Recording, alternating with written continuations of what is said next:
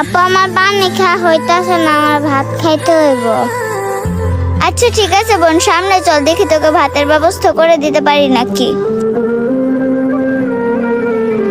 চল বোন, এই দোকানে যায় দেখি কিছু পাই কিনা। এই যে ভাইয়া ভাইয়া, হ্যাঁ কি হয়েছে বল।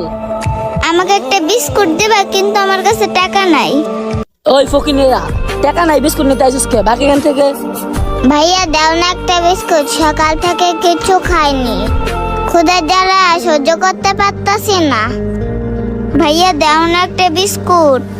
ওই ফকিনেরা, কইছি না এখান থেকে যাইতে, যা এখান থেকে, বিস্কুট নাই। ও মা গো, আপা আপু তো ভাইয়া আমাদের বিস্কুট দিবে না। হ্যাঁ বোন চল। আপু আমি আর হাঁটতে পারতেছি না, আমাকে কিছু খাওয়াও। এই তো আইসে পড়ছি বোন, আর অল্প একটু আছে। আপু আমার অনেক ক্ষুধা লাগছে, আমি আর হাঁটতে পারতেছি না।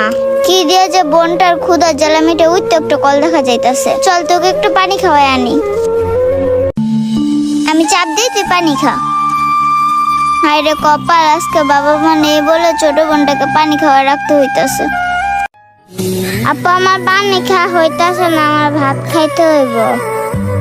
আচ্ছা ঠিক আছে বোন, সামনে চল, দেখি তোকে ভাতের ব্যবস্থা করে দিতে পারি নাকি।